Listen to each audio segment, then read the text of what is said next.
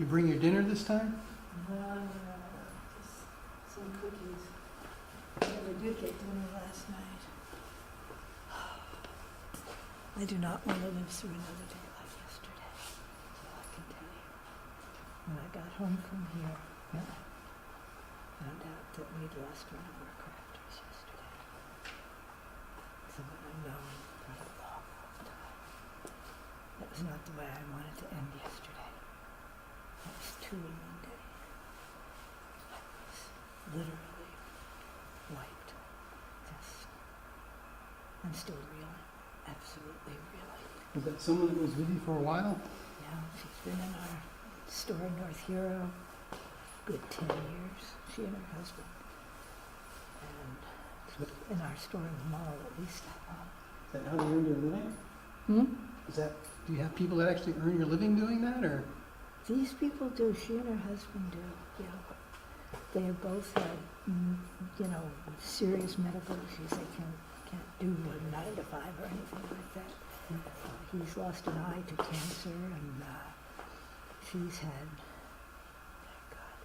what she's was through, I don't know, 3, 4 bouts with cancer and all kinds of stuff. This one got her. Yeah. Yeah, we do have people who earn the better part of a living. I'm not one of them, but, yeah. But, God. It's hard to earn a living with the crafts. It is very, Something very we gotta hard. Unless you become a real commercial venture, you can't. I mean, certainly not if you have a family. I mean, there's no way. No way. My best year, I don't think I made a fifth of my income. I did well, it was fun, and I wouldn't do anything else. I love it. But if you have any sense at all, you don't do it for the money. Because that ain't gonna happen. Well, it's nice to be paid for your hobby. Yeah, oh, absolutely. For a long distance runner, you have to pay money to get into the Yeah, business. I mean, it's gravy. It's stuff that's allowed me to go out to lunch with my friends when I want to go out to lunch with my friends. I certainly can't do that on social, $800 a month Social Security. Excuse me, that's not going to cut it. That just doesn't work. City, that I can't stop working. There's no way. So, yeah, that's one of the things that allows me to have a little quote-unquote fun on the side and just have the enjoyable things of life. Until I got my reverse mortgage, even that was hard because that was funding in things, the non-necessities like food and fuel for the car. And it wasn't one of the bills that came in the mail. So now the reverse mortgage really is the best decision I ever made in my life. So if you just live another 50 years, you'll still be on it, right? Oh, yeah. Unless I use it up and wind up in a nursing home or something like that. Oh, I didn't know you could do that. Yeah. But, I've been, and what they do is the unused portion earns interest so that it can keep growing if you don't use it that much. And this time of year, I don't need to get into it. So for 3 months or so, I'll get another $1,000 back on it, which I can then use in February and March when the chickens are spun. I mean, we don't have too many craft shows in February and March. Actually, we do have one, and it worked very well for me this year. It's the one that St. Michael's has. It's the, you donate half of your profits to a nonprofit. It's the Have a Heart show, whatever they call it, which I always give to United Way. And then I got an email tonight, which I cannot tell you about. And I am reeling in a good way. This is not in a strange way, but a good way. If this comes to pass, well, I am sworn to secrecy, but my head is spinning. It's been a crazy month. Sounds like you're about to retire to Florida. No. Never. Do you want your table way over there? Not particularly, no. I want my name tag back, it's upstairs, and nobody's brought it down. It's up in the conference room upstairs, and I forget who I am by the end of the meeting. So is this good? This is fine. Yeah, can even come up about another foot or two. Yeah, about where I was last night. Okay?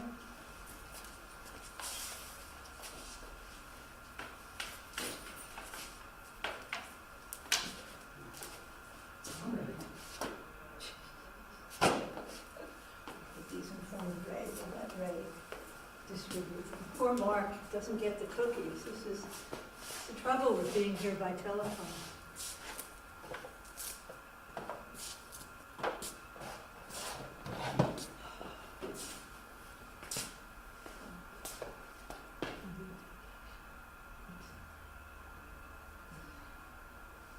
Real in spring.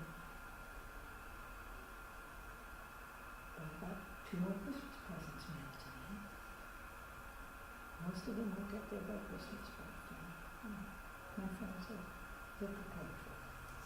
I have a couple of friends from them down in Burlington. Yeah. They've gotten like 15 packages in the mail Really? in the last week or two. Wow. Every day there's another 1 or 2 boxes. Well, you must have a lot of friends. Wow. Yeah. I've gotten one. I never get any. Well, you look with a deck of cards. Anybody could send me a deck of cards. This was somebody I knew from college who finally gotten back in touch with. I think she's beginning to have some issues. So I was like, okay, that was nice. I did get her a gift from our store, soap in the shape of a cupcake, which is very cute, which I will get in the mail tomorrow, hopefully. Deck of cards. That's much. Last time I played cards was when I lived in Los Angeles and was spending all the time at the fire station doing research and finding a great card players. But they didn't know what they were dealing with me. They wouldn't tell you, yeah, I'm very good. There are lots of things I can't do. I can play cards.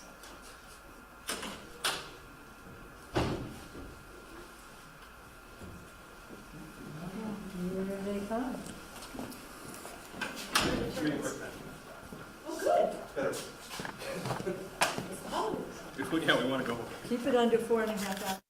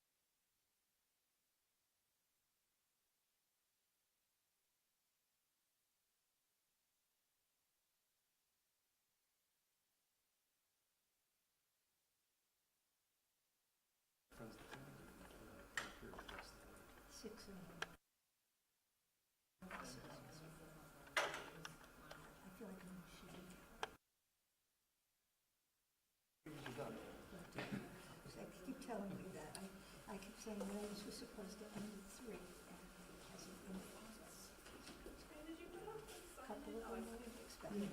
They're really under every single thing.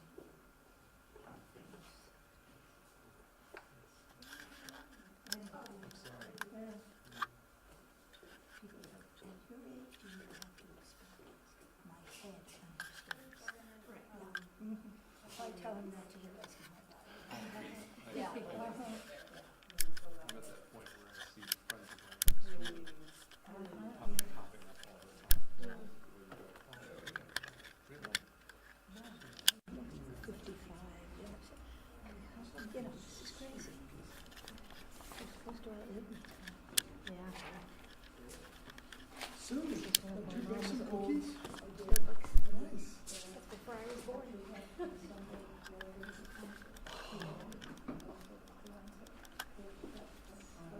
Who's what? Yes.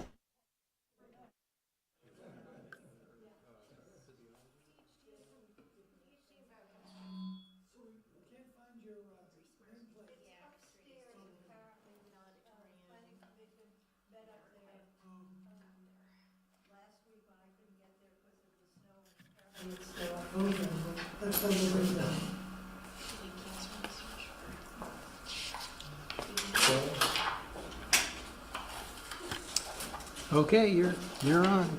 Okay. Welcome to the South Burlington Development Review Board for Tuesday, December 19th. It is about 7:04. First item on the agenda is directions on emergency evacuation procedures from the conference room. If there is an emergency, we'll meet right out here in the south parking lot. And you can exit either through these doors or the doors you came in. So there are several exits, and we'll meet over here just to be sure that everyone is there and safe. The other way to make sure everyone's there and safe is to sign the sign-in sheet. So please do that.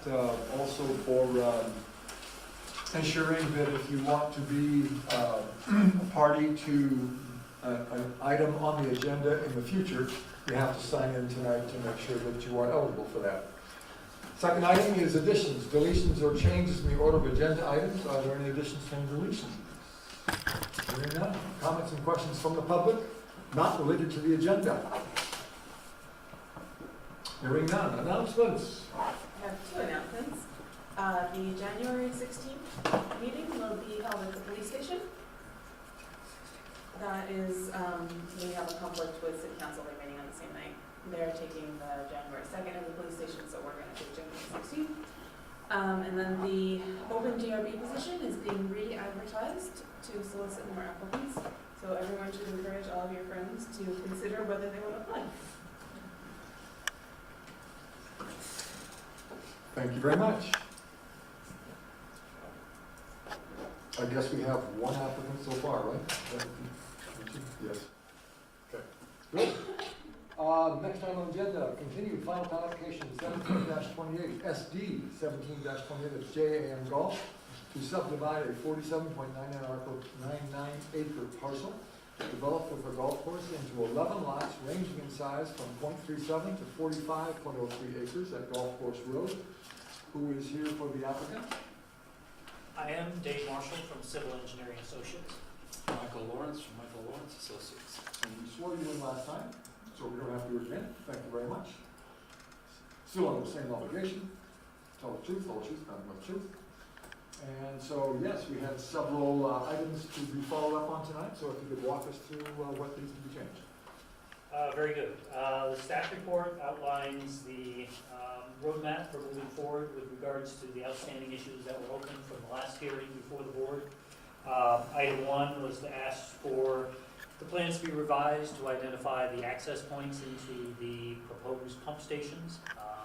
Clarity as well as easements were identified on plans, and staff appears to be acknowledged that that particular request has been completed. Item 2, revise and resubmit plans to show the water main size and mountable curb at the entrance. In this particular case, on the utility plans, we did show the water main diameter in great detail.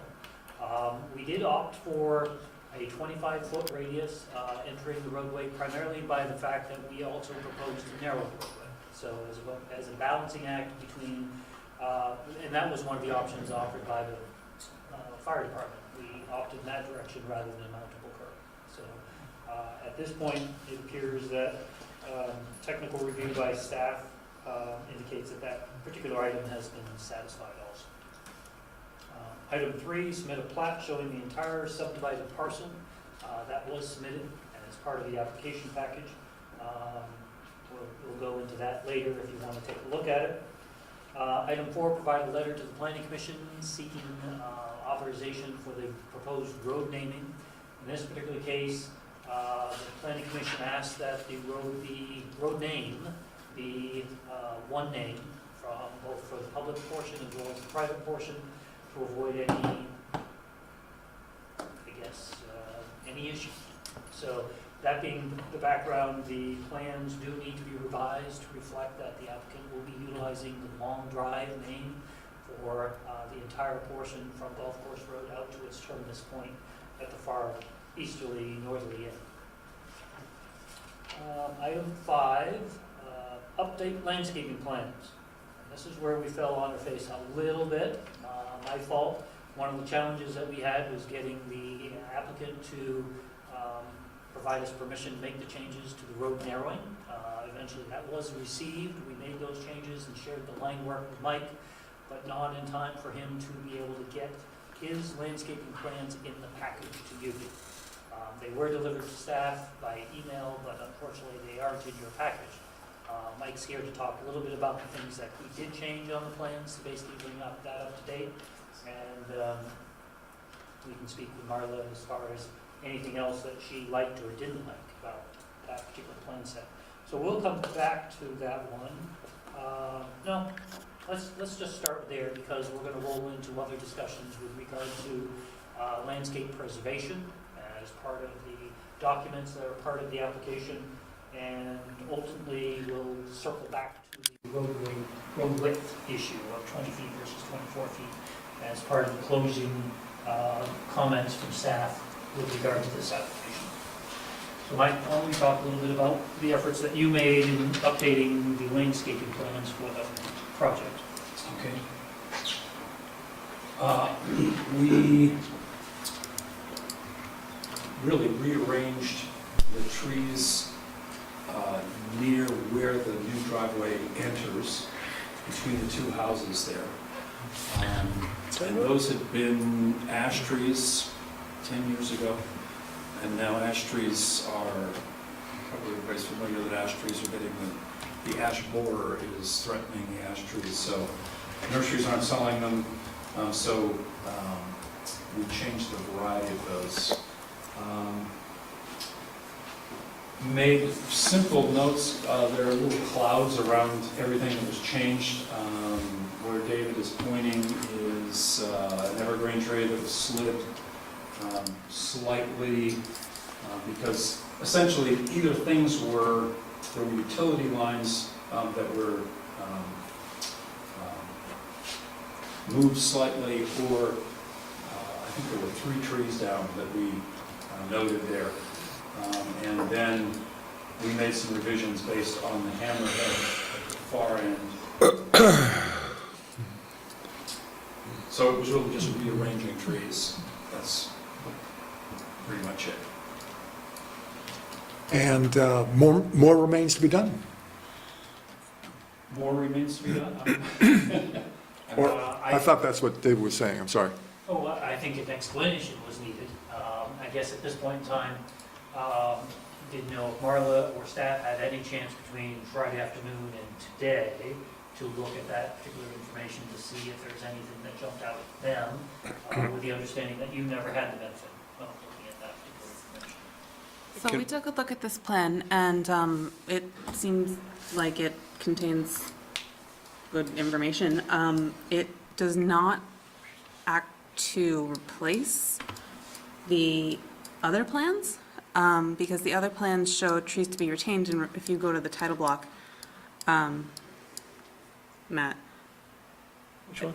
Title block, bottom right Bottom right. of that page. Plant list. Nope, farther right. Farther bottom, there you There go. we go. Proposed building areas, roads and drives, utilities, grading, stone, retaining walls, trees to be retained and removed. New trees, shrubs, and plant list. So this didn't really substitute for the previous L2, it doesn't contain the same information. Staff was unsure if you intended to not replace L2, or if this was just a working drawing, or where we were with this. Well, this was intended to replace L2. However, if the description on that title block, which I probably cut and pasted, includes proposed building trees to be retained and removed.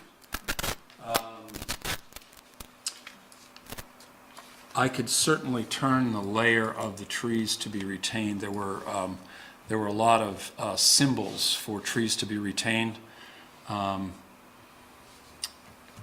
and trees to be removed. That's what I didn't include. I just there's so much information on these plans and they're so complicated to read. I was trying to create one fairly simple plan that people could look at and say, okay, that's what they're saving on the house lots. Those are the specific trees that they're saving on the house, on each lot. So my goal was to make it clear. If you need the plan that shows them to be removed, I can turn that layer on and show those trees as well. Are the trees to be retained with the little numbers in them? Yes. Okay. And those numbers mean anything? Yes. Those numbers are all keyed into Warren Spinner's tree survey. So the intent is that you can go out in the field and see the tag on the tree, understand A, where you are on the face of the earth, but more importantly, understand that that particular tree has a specific purpose, either to be removed or to be retained. So it's a way to basically tie the plan into the site confirmation that conformance has been met. We did that for Ray's sake.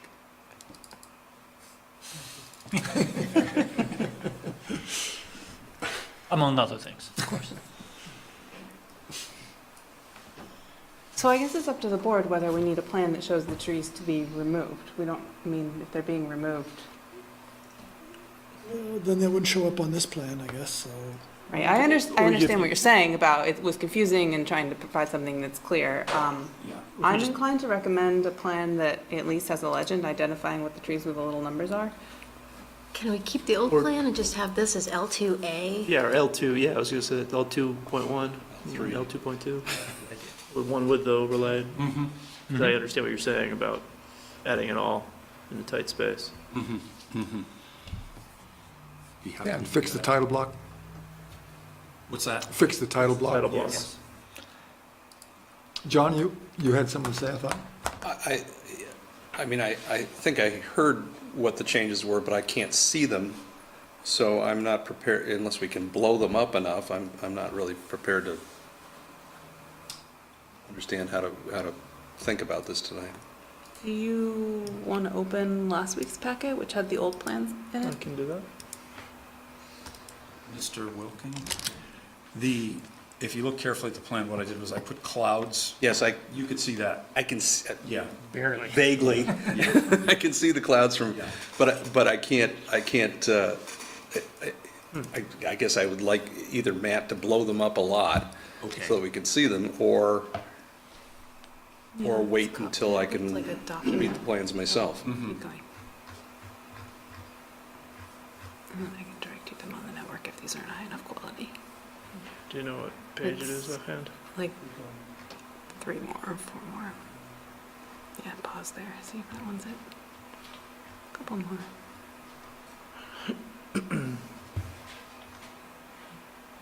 There we go. This one? So that's L1, and then L2 should be the next page. So it's really a different Is this one right here? This is L3. Right, so the previous one was L2. This is L2, right? L3 looks like a blow-up of a portion of L2. Yeah. Yeah. Oh, in fact, there's several more that are Yeah. blow-ups of. So the trees to be removed there, are those the light green or the dark Yes. green? That's on Light green? Light green. Mhm. Okay.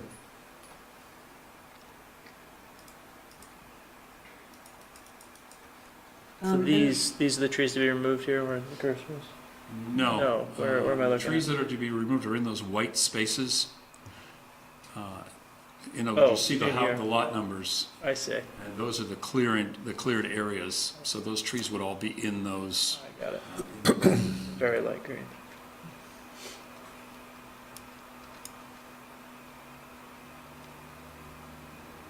And then the other question staff had was, Mike and I had drafted a condition together that referred to a area of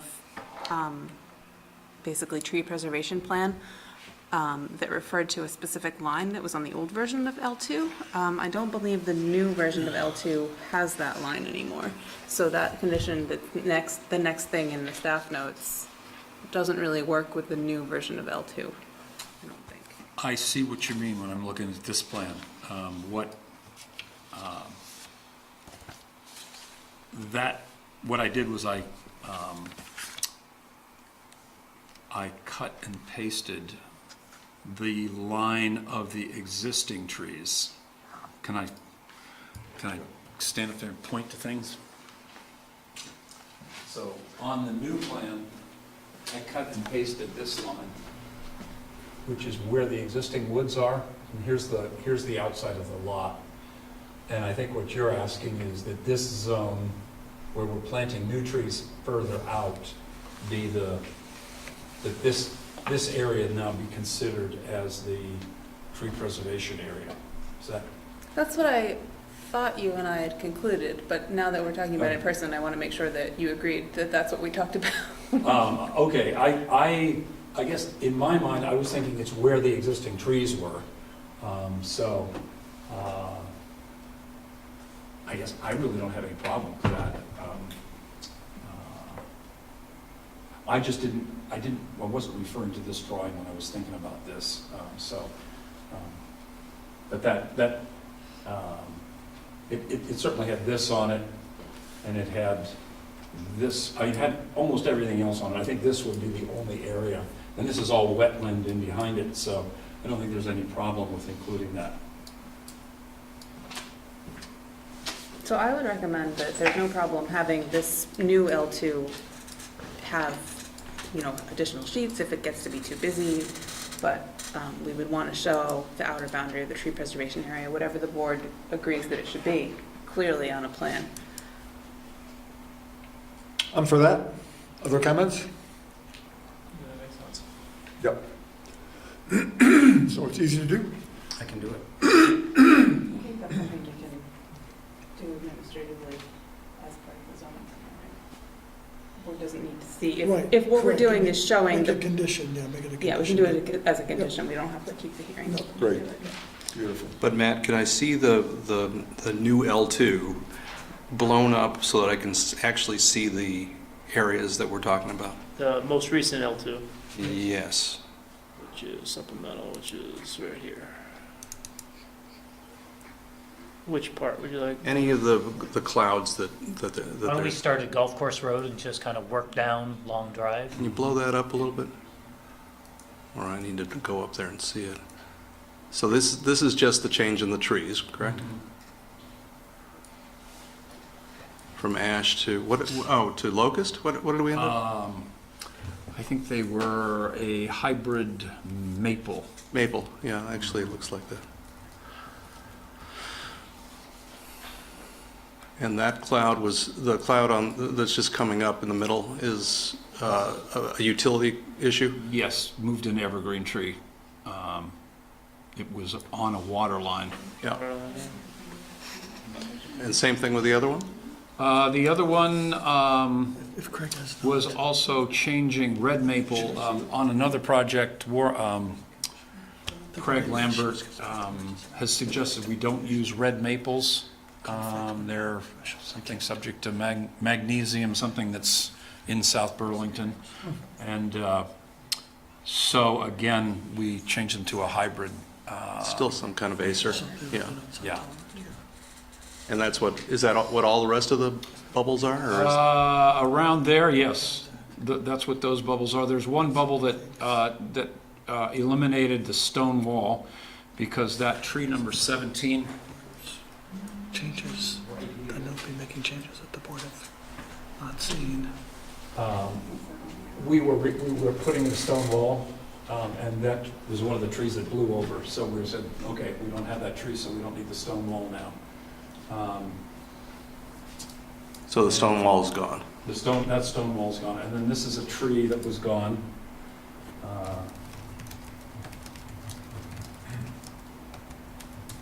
Okay, and the one to the left, This was a tree that was down. They had blown down tree number 11 on lot 8. and, sorry, Matt, go back down a little bit. Sorry. Go back the way you were coming. To the left of the stone wall, there's a bubble in the middle of the street right there. Yeah, what's, Change, that's again, another Acer to, yeah. yeah, that's another, Located away from the utility line. any other bubbles? That's all I see there. Mike, I hate to do this to you because I don't know from trees, but our arborist tends to steer people away from specifically sugar maples. I don't know how much maples in general because they're not particularly salt tolerant. Is that something that you feel pretty confident about, or? There's a street I'm trying to tree. remember where I've got I'm I don't know sure if any of these other maples are just as Glen maple. problematic. I wouldn't have put Celebration any sugar maple. maples near roads. Are other maples that you're proposing salt sensitive? Armstrong, celebration, I believe the. bonfire sugar. This is strange. Oh, yeah, wait a minute. I know they were Freeman maples is what I had replaced them with, I thought, so, I'm trying to, this is the sheet, so, you can see it on there. Is it those last four? I think I've got a note on there somewhere, maybe in the bubble, whatever, I think it's on the bubble, but, the red maples are the maples that the arborist has a problem with, so that's the first one. The Northwood red Yeah. maple? And the sugar maples are not near roads, and I replaced the red maple, which doesn't have a problem near roads, but has a problem with the arborist, with a maple called a Freeman maple. And there's 4 or 5 different varieties of it, and that's okay near roads. Just to interpolate what you're saying a little bit, you talked to the arborist about this I plan? did not talk to the arborist about this plan. I got this information on another project I'm Okay. working on. So, So the plant list is gonna change from what we see here. Here it is, right here. Those are the ones that are being replaced. Okay. The Freemans, yeah. I misspelled Freemanite. It's not Freemanite, it's Freemanite. so this plant list that's up on the screen right now Yes, is correct? yes. Okay. And that's based on guidance you've gotten from the city arborist on other projects? The plant selection? This is in response to the red maple that he said, don't plant red maples Okay. in this area. I might want to have a conversation with him about this, one last conversation, because the project that he's talking about is the cider mill, which is, down on a much more flat area, and may have different soils than this, so I'd be happy to make that last conversation with him. On your street list, do you break out the street trees from site trees? No, I don't think they have just shade trees and Could you, Well, what I'm hearing Ray ask us is that at a bare minimum, whether it be as a condition of approval or something that we provide to the board moving forward, is that for pricing purposes and for bonding purposes, then we want to have the infrastructure and the trees located within the public rights of way as part of the street tree planting, separate from the other components of the project. Other things that we may want to think about moving forward is that we identify those particular trees on the plant list that are to be stricken from the project. Right now, they're highlighted as being changed, but it's not clear to the layperson what that really means. So that would be little things that we can do to basically recognize how we're moving from the previously approved plan at the preliminary plat level to ultimately where we are today.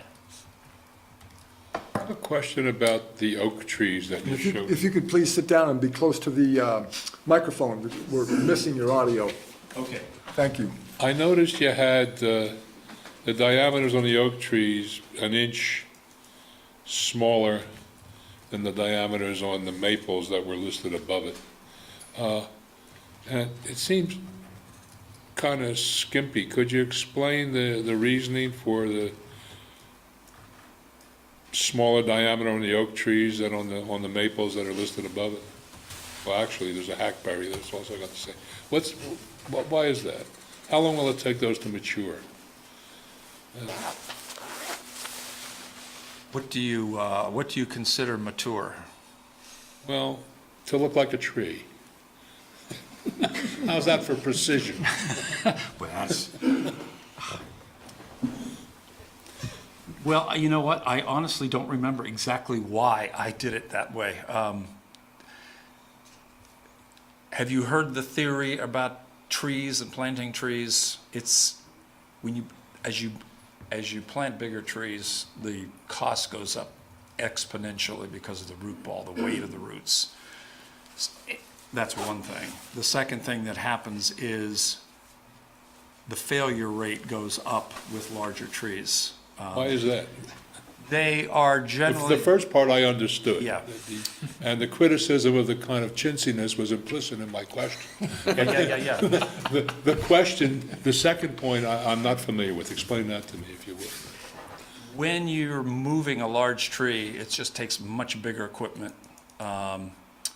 There is much greater chance of bumping things, and trees, when they're young, they're just easy. They somehow respond better, like a little whip of a tree is the easiest to do. I think it has something to do with the fact that it's rooted, that it's it's set in its ways, if you will, and when you pick it up and move it, it just takes a lot more care. Well, that may be. I noticed the ones that I had one substantial experience with planting a lot of trees behind me some years ago, and the 3 to 3.5 inches held up real nice. Yep. That seems to be the max you're going for here. And all I'm saying is 2 to 2.5 inch is like a twig, just about. I would disagree with that. I mean, a 2 to 2.5 is, again, Let me put it another way. At what rate do they add diameter?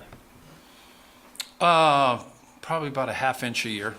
But again, sometimes when you plant a large tree, it sits there for a while and it doesn't do much. It just takes a couple years for it to just get acclimated before it starts growing, whereas a smaller tree takes off a little faster. It's a judgment call, a lot of it.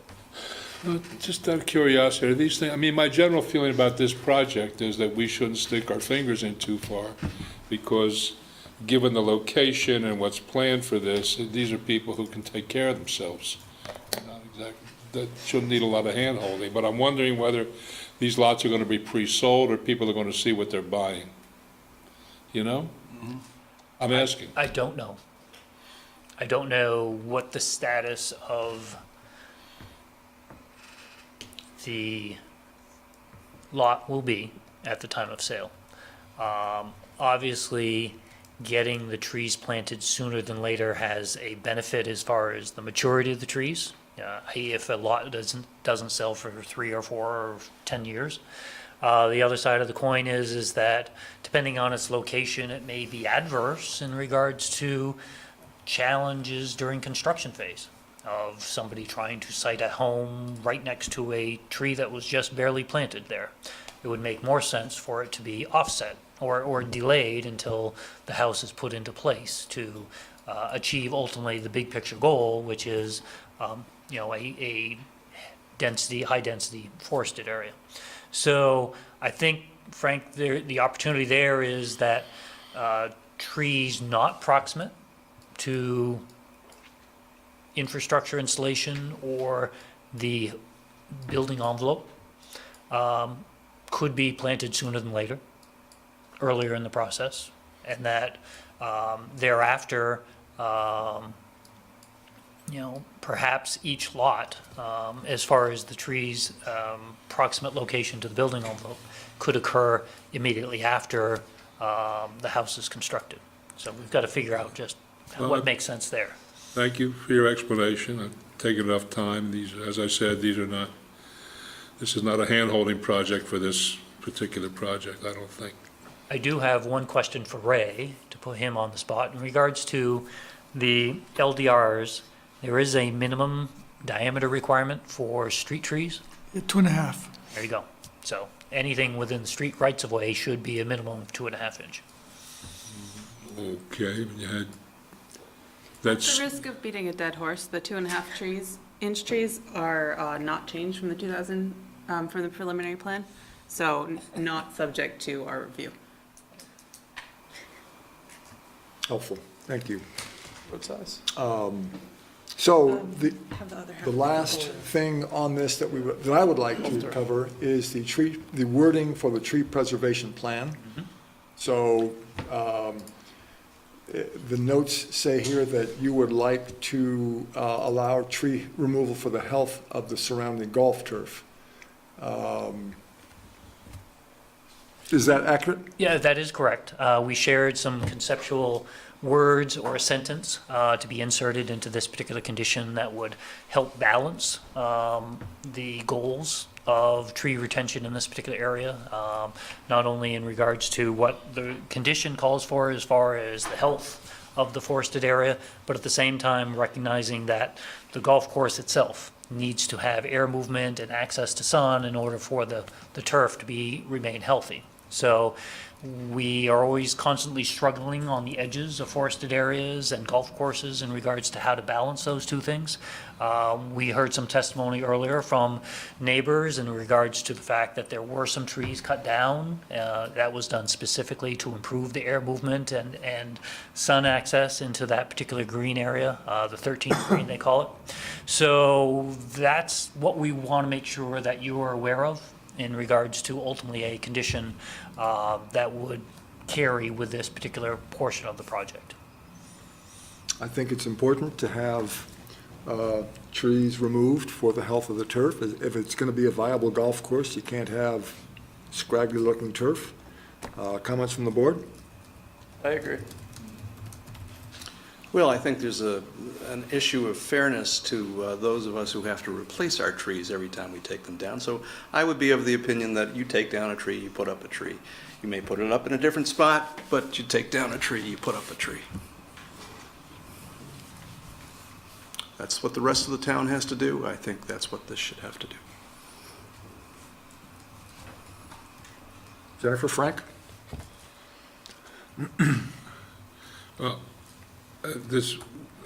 I generally would agree with John on this point. In this particular project, as I've said several times, it's all interior. As I understand it, it's interior stuff. You're not talking about, again, things that affect the public view or the public to any great extent here, are you? You're talking about interior?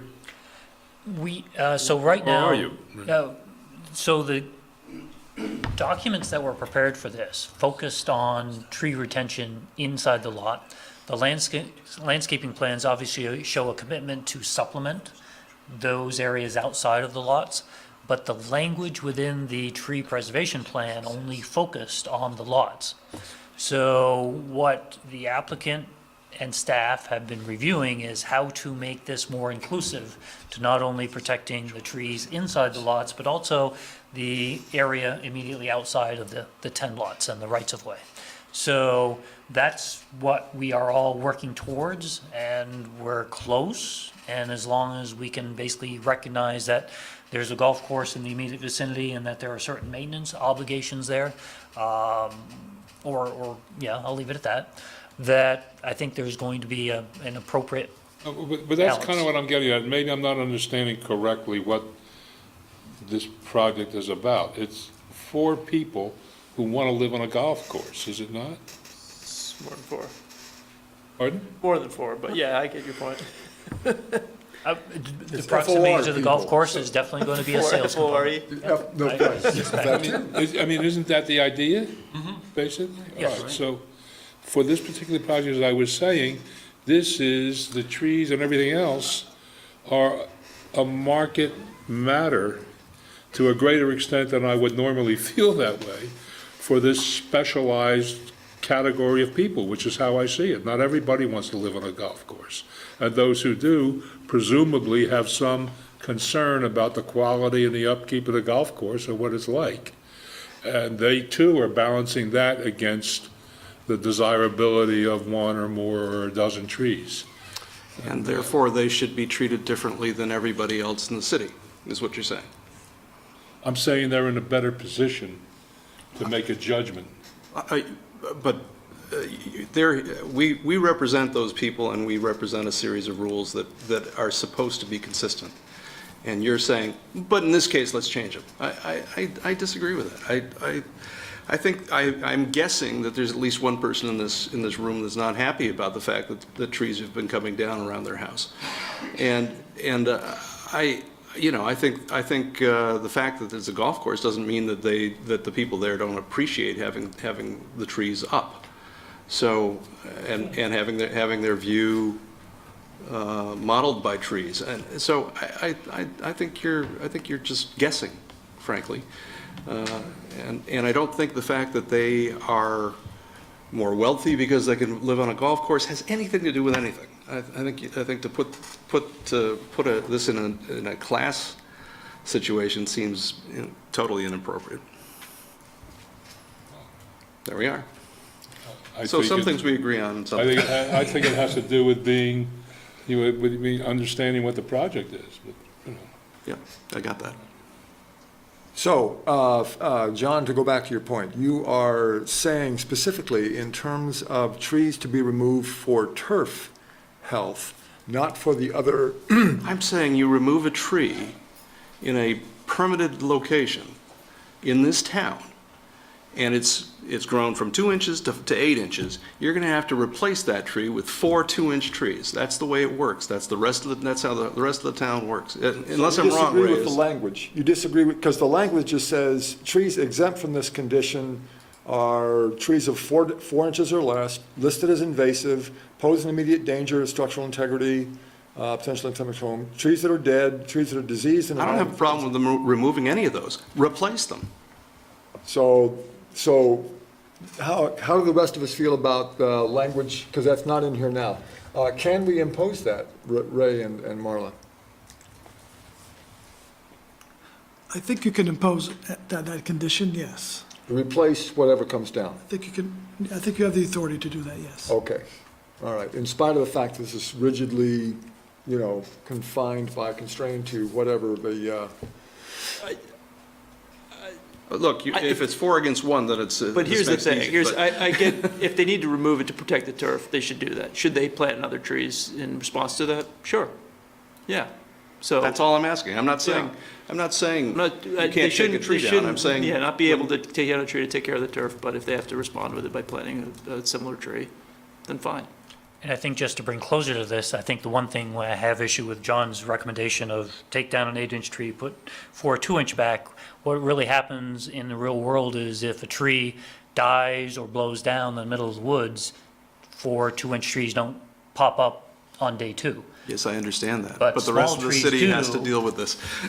So I think, as long as we can figure out an appropriate program for replacement, that's okay. But I mean, at this point in time, we're not looking to spend thousands of dollars to basically put trees back that naturally die. Small trees that can be placed in appropriate locations would be a good balance. Wait a minute. Well, I just plain disagree because that's the way the rest of the city has to work. I'm sorry to be ignorant on the point. Are you saying that pre-existing trees that die have to be replaced, or Yes. trees you planted No, have to be a replaced? tree that is shown on a plan. You go out, you go and build a development, and you show a tree on a plan. That tree is on the plan, and it's one of the trees. It can be there from before, it can be planted the next day, it doesn't really matter. If the tree dies the next day, or if you chop it down because it's undermining your building, which is what happened to me last year, you take the circumference of the tree and you have to replace the circumference. That's the deal in this town. Okay. And a tree on a plan, forgive me, has to be 2.5 inches? They're not putting anything under 2.5 inches circumference on a plan, are they?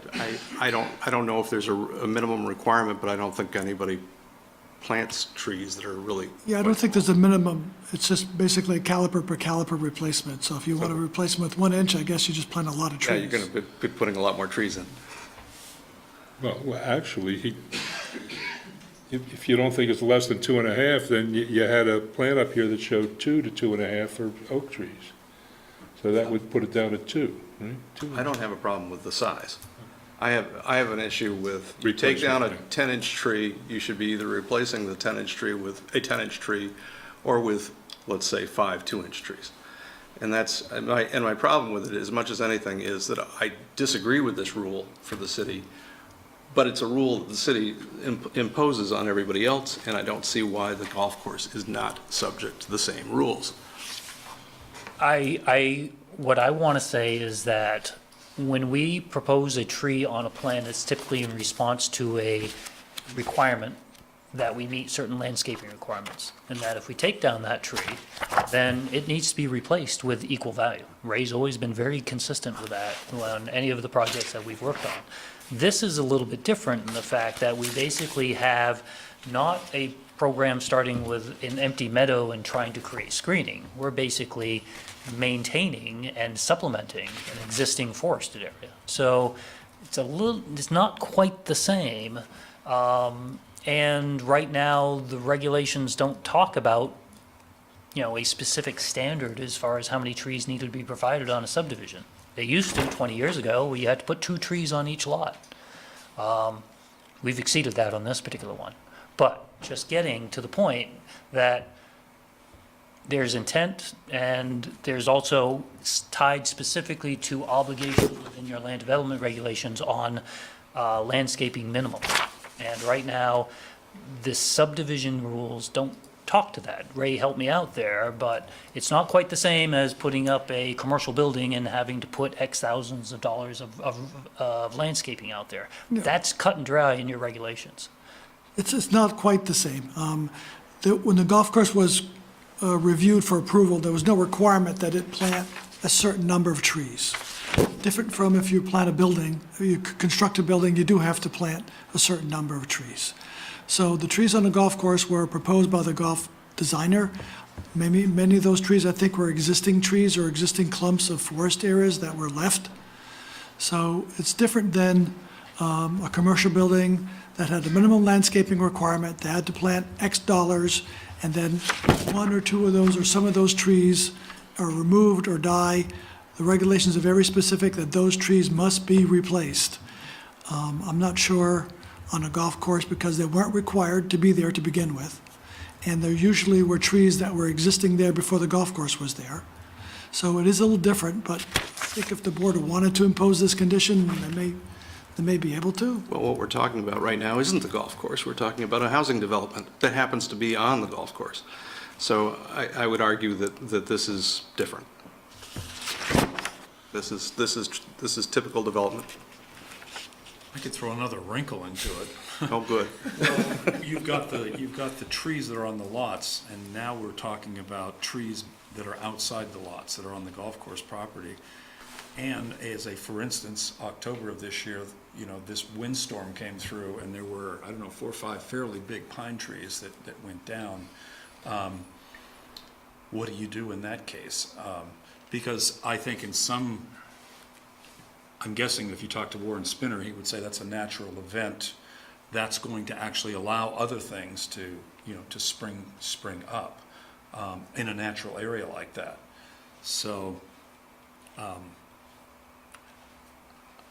I guess I've started this whole discussion and conversation with the idea that I think the golf course has got a real vested interest in keeping those trees, and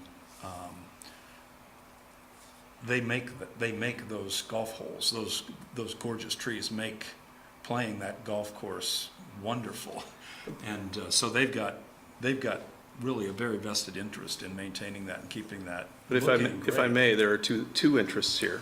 There's the golf course and there's the houses. Yes. And the people in the houses may get used to a view out their rear that has trees in it, and those trees may arbitrarily, as far as they're concerned, disappear at times because you need more airflow for the turf. Is that fair? I don't know, but I'm saying two things are happening here. If you're talking about the golf course, I will agree with you all day long that there probably are all sorts of good reasons for thinning out trees and so forth. We're not talking about a golf course, we're talking about a housing development. That's my argument. Okay, so let's find some wording. So it sounds like there's two bases to proceed with, either value or caliper. The standard in the city is caliper. So replacement of tenant. I'm sorry, Bill, now that, you know, gee, you read this thing, you learn stuff, you know.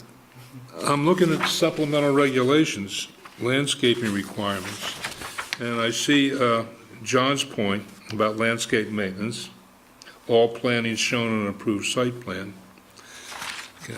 I'm looking at section 13.06B for C, which says trees shall have a caliper equal to or greater than 2 1/2 inches when measured on the tree stem, 6 inches above the root ball. So a plan that says 2 to 2 1/2 inches does not comply. Right. We made that point a little bit earlier where we asked Ray for a clarification on anything that is required within the public rights-of-way. It has to be a minimum of 2 1/2 inch. So that would be a corrective item. What do you mean within the public rights? It says anywhere, right? Landscaping requirements. I'll defer to Ray on that one. I'm looking at 13.06 B4C, unequivocally and unconditionally and without limitation to location, trees shall have a caliper equal to or greater than 2 1/2 inches. I think one thing you need to keep in mind is that the court dictated what set of regulations that this board is to review this development under, and it's regulations back in 1999, 2001 era, when this application was submitted for preliminary plat. It was vested back that far, those many years ago. So those are the regulations that we have to review this application under. And that provision was not in those regulations. Well, was the provision for landscape maintenance in those regulations? No, there wasn't. This is a new provision that we've added.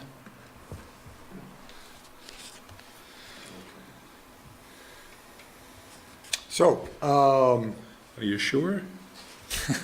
Yes, that's I have. great. Because I succeeded in getting Eric Farrell to replace about 60 trees that died. When is that? 2000 and 2000, early 2000, 2002. The applicable standards are in the staff comments from the previous meeting. I'm skimming through them now.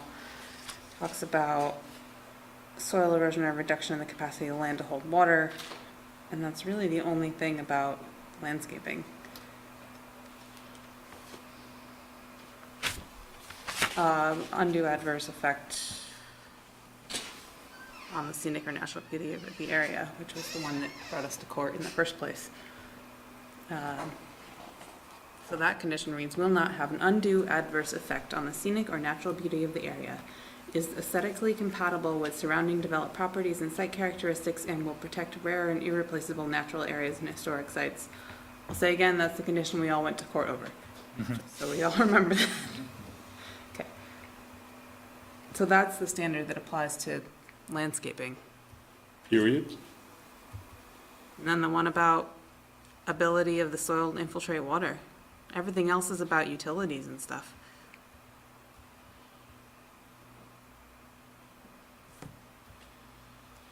Okay, thank you. I'm going to go for saying that, in my belief, that settles it. I agree. Yep. So,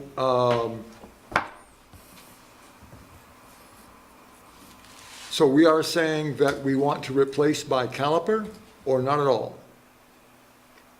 Is, The board, but again, the court decision doesn't seem to include any conditions. Review things that have changed since the preliminary approval, and then there are some very specific provisions in the old regulations that the court says that we're sending back to the board for review under final. right, so we really have no basis Can't to say. enforce the that we- LDRs as they are today, That's correct. because Right. we're forced to Right, so we really enforce can't the force LDRs it. from 19... Well, the only reason we can do anything is because they're asking for something. They're asking for the ability to clear trees for the health of the turf. Right, And that's the only reason we have an opportunity to do anything. Honestly, I think if we're abiding by those terms, I retract my position. Because Ray can't enforce it. Right. Yeah. See, but Well, I mean, I guess he could enforce it if we made it a requirement, but it seems, I'm sorry. go ahead. See, that doesn't make sense to me. If they're asking for a change, right, then it's the current standard that ought to apply. It's a pretty insignificant change, but I think I think the current standard should apply, period. But that's the Supreme Court issue. Yeah, but under normal principles that I'm familiar with, you come in, you ask for something new, you go with the new standard. I think the thing that we need to recognize is that the tree preservation plan is very clear about what its limits are. It's for those trees within the lots. Right now, what we're trying to come to agreement on is how to expand that beyond just the lots. Right now, if you're going to say, oh, by the way, Dave, if an 8-inch tree happens to fall down because it gets blown down and you have to put another 8-inch tree up, well, that's not going anywhere here. So what we need to do is recognize that if you want to expand what has already been previously approved as being something that just protects the lots, but something beyond the lots, then I think we need to also recognize that there's some balance in regards to the benefits that are afforded the city or perhaps any of the neighbors by an expanded tree protection plan versus what the exposures are to the applicant in regards to the plan that's approved by the court right now, which is just on the lots. So if you want to basically expand it a little bit further, I think we just need to all recognize that it needs to be balanced in regards to the benefits of the city beyond what it has today, which is nothing. Well, but I assume the developer has its own reasons for wanting to expand it. And the applicant can do whatever they want on the golf course. That's not what I said. I assume you wouldn't be here asking to expand it unless the... We're not asking to expand it. Staff is asking to expand it. The approval from 2010 from this court order says that the condition, that the board shall record a condition, applicant annually shall, with the final plat approval, which is what we're reviewing now. Applicant annually shall provide the city with certification from a qualified consulting arborist as to compliance with the tree preservation and landscape planting plan on each lot, as well as on the retained project property beyond the lot, specifically listing areas of non-compliance. The reason staff has asked for this additional condition is to clarify what the tree preservation plan is on the retained project property beyond the lots, because in reading through the existing tree preservation handbook, it's not very specific as to what has to be done. So our suggested condition was intended to make it easier to enforce this condition that the court requires us to put on this So, application. Sorry. so it sounds like, unless I misheard it, that you are required to expand your plan beyond the, Yes, I apologize, Frank. Yes, that is correct. okay, and therefore, as far as I'm concerned, you're required to comply with current standards. Not to me. Rest of the board, let's Well, call I mean, this. honestly, Dave's last comments to me make me feel the same way. You completely changed my mind again to say, no, you're pushing back hard on me, and as far as I'm concerned, you need to do what the city does, what the city requires, so this will be probably a vote amongst us. Okay. We've heard enough at this Yep. point. We're happy to move on.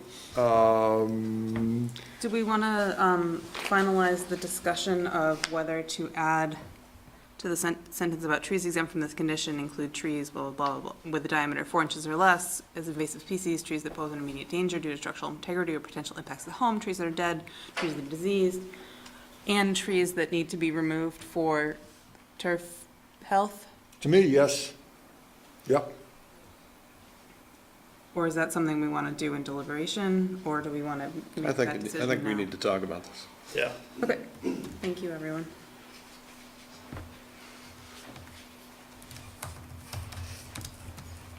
So no decision here.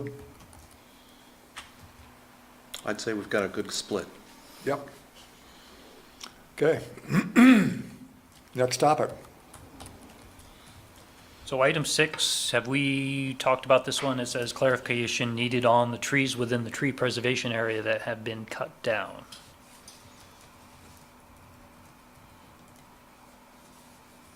Looks like staff considers response above addresses protection, so that'll be part of our deliberation. Very good. Item 7, determine whether the applicant is interested in narrowing the roadway to 20 feet to reduce costs, and if so, provide a proposal. If the applicant decides to pursue this, let me know and I will work it through the system. So we did provide plans that identified for that section of Long Drive, starting at Golf Course Road and proceeding between the two single-family lots, that the roadway would be reduced from 24 feet to 20 feet. We also brought the sidewalk in closer to the road, basically provided a standard 8-foot wide green space to basically provide a little bit more buffering to the existing house on the north side. This particular 20-foot width was 2 feet wider on either side of the center line.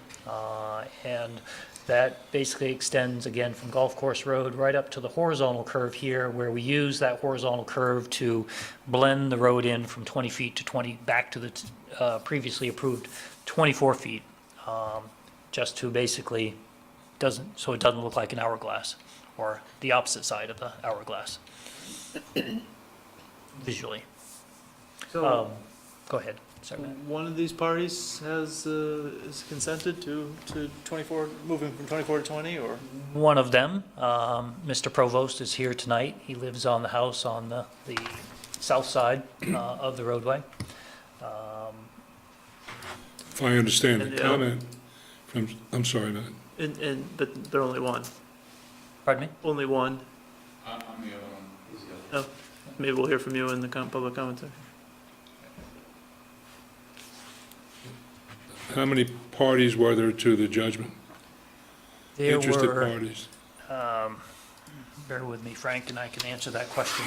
So there was Marie Ann Busk, William and Elizabeth Rozich, John Kane, and Michael and Heather Provost were the listed interested parties in the document included in your staff report. All right, so you have about half of that number here? No, it's just Mr. Provost is here. Otherwise, everybody else listed here lives out of town now. They don't live in South Burlington anymore. But they're still the owners? No, they've sold their property. Or whatever interest they had, they no longer live in town. That's an interesting question. Are they still an interested party? Well, truthfully, I don't know the answer. I mean, a successor developer would be bound by the order. If it was sold to somebody else, it'd be bound by the order. Is this buyer from an interested party benefited by the order? I don't know the answer, but it looks like City Council has expressed itself. If I look, again, unless I misread that, if we could go back to that paragraph on the staff, or on the report. It says, our city legal counsel advises that since the judgment order represents a contract between the interested parties and does not have an associated expiration, if the interested parties do not agree to the change, that the road should not be narrowed. Then the road should, it's obvious what it means. In other words, the city council saying you need unanimity, but truthfully, would you go back to the council again and say, how about if they moved? Yeah, can you say again who has not moved? Well, I'm not on your previous list, but there's only 2 houses, you and why on the other one. I don't There know were why. more than 2 people interested originally. It was about 6, so I don't know where those people lived originally, if they were maybe across the street or, Oh, you know down what? across the way. I don't know if is it all right if I just blurt something out here? Should we go out of turn? We haven't really finished. We're almost finished. Let's close. Any more board comments? And let's open up. No more board comments? Okay. Comments from the public. Please identify yourself. So Tom O'Leary, and I live in the other house there. Thank you. Would you please, everyone who is going to comment tonight, would you please raise your right hand, promise to tell the truth, the whole truth, nothing but the truth under penalty of perjury? I do. I will. Okay, and then please identify yourself. So I'm Tom O'Leary. I live in EX Dot House. To the right or to the left? The one, yeah, that one. And I think probably what's happening there is Dave, well, this gentleman here, I moved into that house and it was, we were renting. And so it could be that those are some of the people who no longer live in the area. About 2 years into leasing that house, we were called up and told that if we didn't buy it, we were going to be evicted.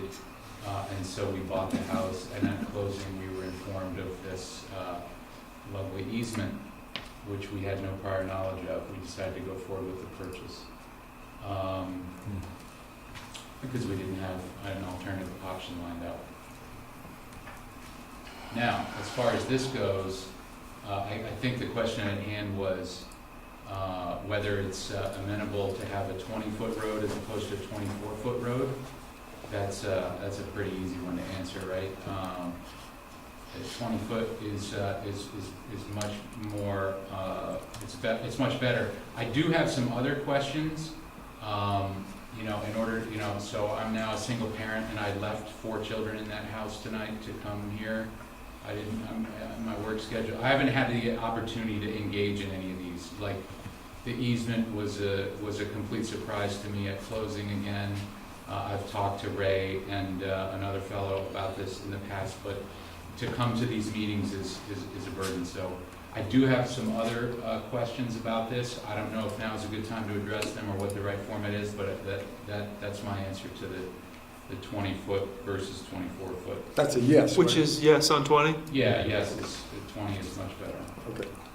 Assuming you have a position at all, since you're a successor to the interested party and not the interested party, right? That's right. Okay. Right. So, do we want to stay on this topic and ask other people if they have comments on that? Or, Yeah, I would like to hear from Yep. Mr. Provost. very good. Yes, Mike Provost, my wife and I, Heather, own 170 Golf Course Road, and we are agreeable to shrink the road down to 20, or even smaller. Yeah, is that all you're asking now, or do you want me to dig into more? Yeah, that'll be enough for now, and then we'll come back to and open it up for more broad questions in just a second. Thanks. Anyone else on the road? Anyone else on the road? Okay, so it sounds like both people on both sides of the road are in favor of it. I don't know if that satisfies the interested party question, as you raised, Frank, that's a good point. So, anyway, it sounds like people that are right there are in favor of it. You know, I'm starting to, I don't think it's a clear cut, it's real clear cut, but what has happened here is this hearing has been noticed several times, is that right? Once in the newspaper, and a placard, and abutting, letters to abutting owners. Here's the law as to what we would do. We render a decision, all interested parties have 30 days to appeal it. I don't know anybody, including me, who really objects to the narrowing on its merits. And the people most affected concur in the narrowing on its merits. At some point, it's no harm, no foul. You know? Legal counsel's opinion, which Matt had up on the board, was that the judgment order represents a contract between the interested parties and does not have an associated expiration. The color commentary that went with that was, that means that those interested parties could sue the city at any point, once we've taken over the road, to widen it to 24 feet because it's not what was on the contract that they approved. I agree with you that there's very little risk of that. Okay, and I specifically disagree with that. I guess those parties could sue the other parties if it's a contract. But as far as suing the city, we're not parties to that contract. Yes, we are. It says on the, we're interested party. The city? Yep. Is it interested? City of South Burlington is the appellee on the judgment order. I suppose that's the same as interested party, right? Or only more so? Even more so. Yeah. Well, technically, yes. Well, technically, you're not good, Frank. But Frank's point is, we've got the most, forget the interested, the legal term, we have the interested parties, we understand what their sentiment is. Affected. Now we just needed someone who used to own the home at a certain point sign a piece of paper that said, yeah, that's fine. Or, I no longer am interested. Yes. I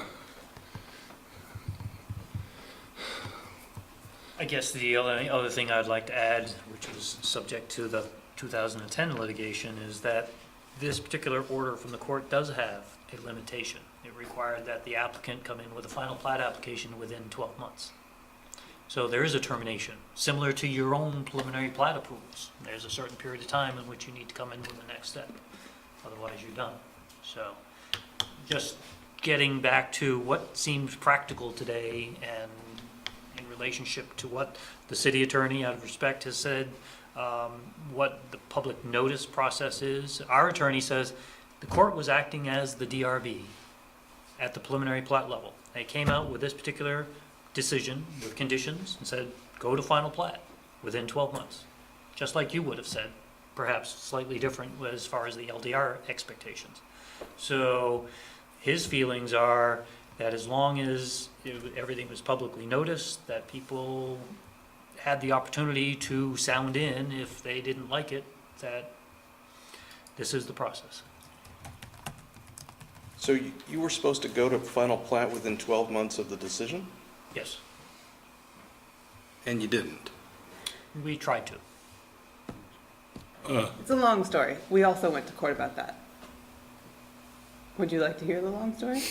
Well, are they? No, is their current position valid, Where's Mark? that they're here? He could tell us Yes. about it. According to the court. Okay. Okay, so we had other questions that people wanted to raise. So in any particular order? Sure, you raised your hand first, so then next. Hi, I'm Roland Brown. I'm president of the Highlands Community Association. So I represent the homeowners as a collective group. And one of the things that we've noticed recently is a lot of water fluctuation for the homes that are on Golf Course Road. And I was trying to understand, and I couldn't understand from these plans, how the sizing for the water that's to be provided to these homes has been accounted for in the current system. Civil engineering, question? So as far as pressure variations, that could only be associated with perhaps something occurring with pumps? But we had the pumps checked out, I've monitored for 2-week period on hourly basis, Yep. no fluctuation. Okay, And the concern is that these homes are on a higher elevation, and is there really sufficient water supply available? And I didn't see any sizing to back that up. okay. To at least answer the question as far as distribution, it's an 8-inch main that's designed to basically extend into this particular site, and there is an agreement of the applicant in conjunction with the water department to extend this line in the future to basically improve the looping and the redundancy of the system, and certainly reduce issues with high demands on flow and what that means as far as pressure losses and subsequent experiences of people within this particular area. Other things that can affect the pressure is not only the water booster pump station that services the Vermont National Country Club, but more importantly, the water supply that's feeding these pumps, because each pump adds a certain amount of energy. And if this energy starts out low, then the amount of energy that can be added is only so much. So that if the water department or CWD happens to be fluctuating or creating different operating conditions within the gravity storage tanks, then you will also see, just like everybody in town, will see different pressure levels within the system. So that's the best answer I can give you right now. So I guess I'll leave it for that for now. Has CWD confirmed that there's capacity to add? I happen to live on Yep. this system too. I've noticed it as well.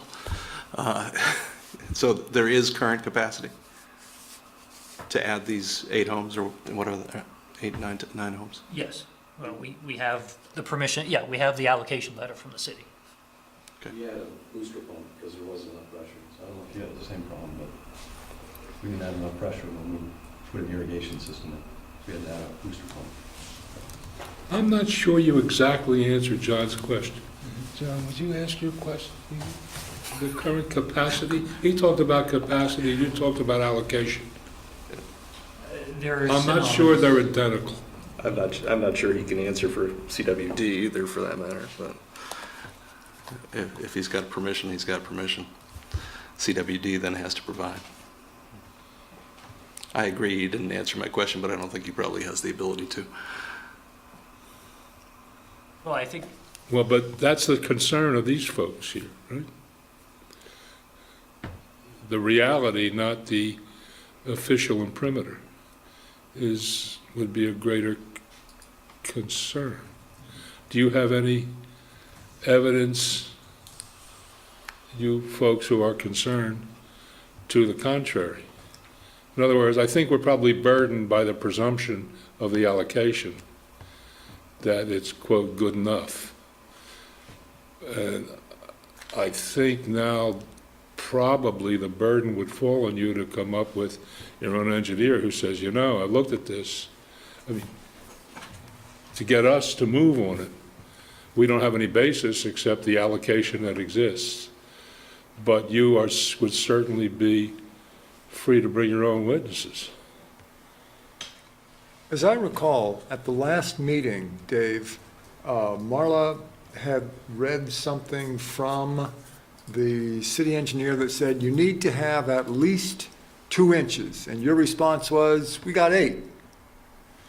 So I think that talks to, if it doesn't solve the engineering issue. maybe it not. actually, to bring clarity to the comment from Public Works, or at least the water department, was that for any new water main to be owned by the city, it has to have an 8-inch diameter. And it's intended primarily to be able to provide fire flow. So normal domestic flows, there's usually not a pressure issue as far as adding people to the system. It is when you have a fire flow event that you're pulling a lot of water out of the system that you can get extremely high friction losses, energy losses, and it will affect different parts of the city in different ways if you have small lines. Just like a small straw and you try to suck through it, it's pretty hard. A larger straw, it's much easier. The second part of the comment was that on the private roadway, the minimum diameter was 2 inch, at which point that's where our statement said is, yeah, well, we're actually providing 8 inch. It's part of the global bigger picture issue of how to ultimately complete the looping components within the Vermont National, that eastern portion of the Vermont National Country Club project. So that's at least the background and the character of the response, I believe. And how far away is the Highland Association from this? Actually, all the homes around the golf course. All the homes around the golf course? So all the homes on the golf course are served by a water booster pump station that is owned and maintained by the association. So that's where we are in regards to what the existing infrastructure is. In the meantime, the city has raised the water tank to basically provide higher pressure levels. I'm not going to try to describe not going to try to describe to you how the water department manages the water levels in the tanks. With regard to the existing pressure issues, that would be obviously a concern for everybody in the association. And if this project just went away, it would still be the same issue. Only because the amount of users on this particular system is such a small percentage in increase or actual demand on the system at that particular location. So the fact that we have this is obviously speaking without a lot of background, is that if we have pressure issue, well, I don't have enough information to answer the question, so I'm just going to leave it at that for now. Okay, so there's a start, and there's a couple of pieces of information that the long-range plan is to extend an 8-inch pipe for distribution for a much larger area, and this is the start of that. So that's the intent, is to provide better service. More questions? No, I talked to Justin Rabideau about that, because he's the one who's talked about the circular pressure issue. That's where I was talking to him about the fluctuation in pressure that's being observed for the homes that are along the golf course today, Golf Course Road. Yep. We're not seeing the same fluctuations because actually it's a different piping system on the other side of the golf course where I live. So part of the issue is, quite frankly, my home is lower down than the homes that are up on Golf Course Road.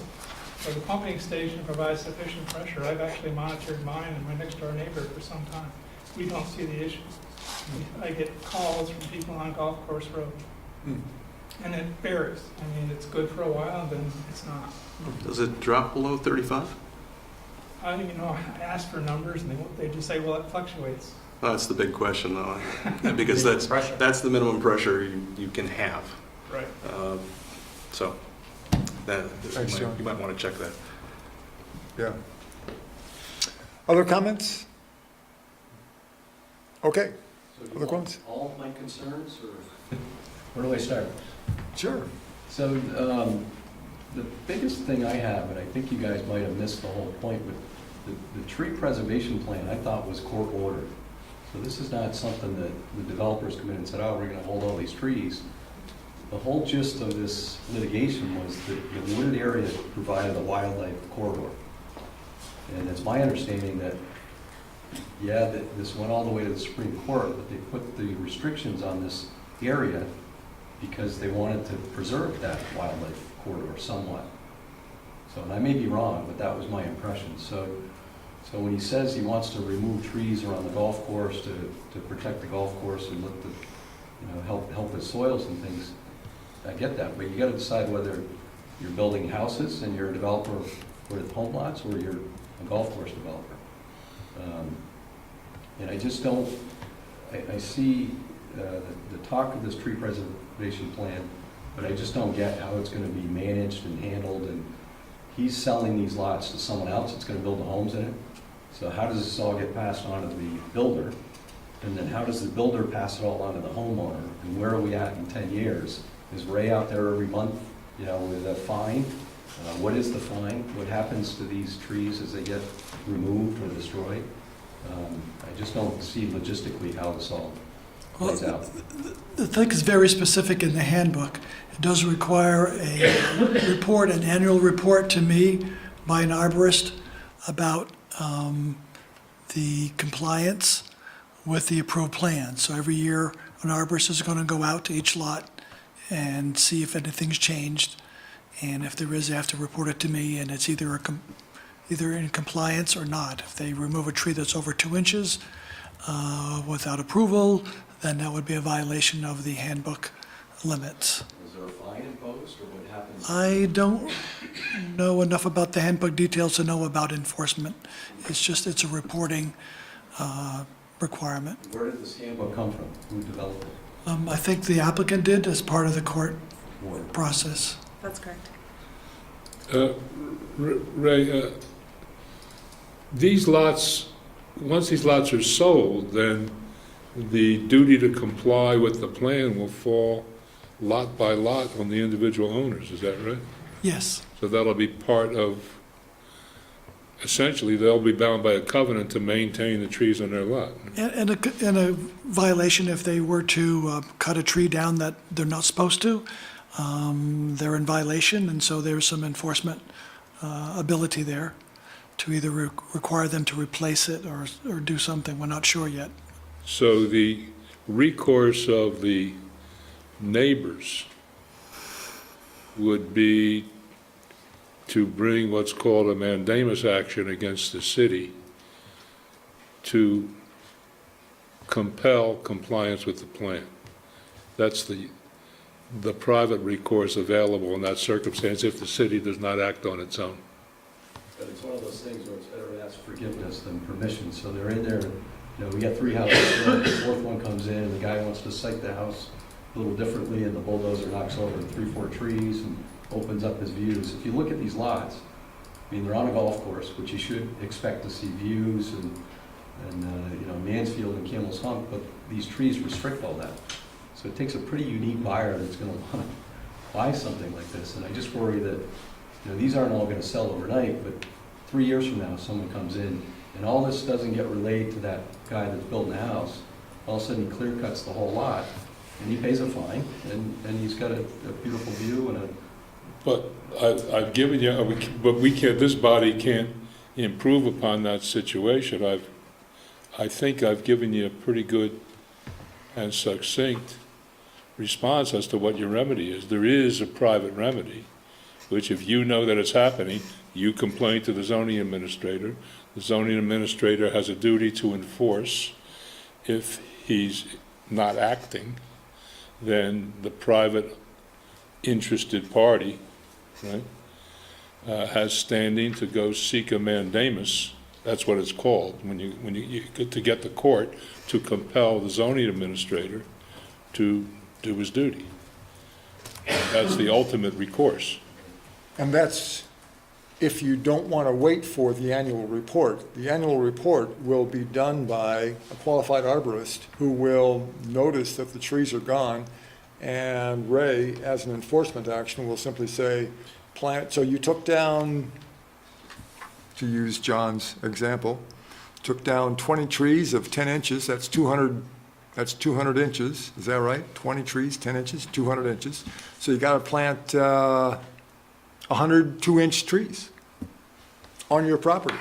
Maybe, So and maybe not. Depends on, first, do we know whether there's going to be an association related to these? will these be a member of the association, these new 10? There'll be a member of the association regarding stormwater and the water system. This discussion of the trees is outside of normal. Well, so this makes clear, the Supreme Court decision, which is in last week's packet, last week's agenda, makes it clear that new homeowners shall be bound by this Supreme Court decision. And so... Yeah, Bill, that's, 1 by 1 is a lot harder to handle than 8 homeowners as a group. You know, if we could get an understanding with the developer that they would create an association of these for the control of this forestry issue, then the city has one person to go to. They've got an association that's there to plan the purpose, you know, rather than having 8 arborists come out there and come up with 8 different reports on 8 different lots. That makes very little sense. Yeah, you're right. And you can just see some guy saying, oh, I'm gonna get the arborist who doesn't care that I cut down 3 trees. So if I can just jump in, I never got a chance to answer the question. I think an association would be a prudent approach in regards to the common infrastructure that is associated with this particular project. So the answer is yes, there are no documents before you right now as far as that. There are multiple associations within the Vermont National Country Club regime, a master association in sub-areas, I believe. So this would be a natural inclusion of a sub-association to manage the specific needs of that geographical area of the project site. So would you agree to Create an association? Yeah. Or as a condition of approval? Yes. Okay. We are not part of that association, correct? We would not be. I think that's correct. You would not. Yeah, your lots are not included in the Supreme Court decision. You could be an interested party. Yes. I am an administrative person. You can vote to be. You can join if you want. Sure they would turn out your dues. Got more? Yeah, it wouldn't turn down the dues, right. So I saw, and this is the first I heard of it, but I saw on the plan that our address gets changed. Can we hold our golf course road address? No, sorry. You can come yell at me later. We front golf course road, isn't that? Nope. Front doors on I the made your case to the state already. They shut me down. I'm sorry, Mike. Okay. And the setbacks, is the driveway side now, is that a different setback requirement than the front? And obviously, I'm assuming this is all within that setback? Yeah, your house would be on a corner lot, so it would have the frontage requirement from both So the Long road- Drive and Golf Course Road. That road is how far from my property line? Setback requirement is 20 feet. But it's from the property line, not from the Correct, road. It from has the nothing to do with property how wide the road is. Right, so So your Mike's property line's question not is moving. what is the distance from the property line to the face of his home? No. So that's Property 20 line to feet, the road. so it's approximately 30 feet. But what's I'm sorry. the distance from the property line to the pavement? In the northerly direction, Yes. here to here, just by eye, if that's 20 feet, then I'd call that about 18 feet, 17 feet. Is it a 60-foot right away? It is. It's probably 20, 25, right?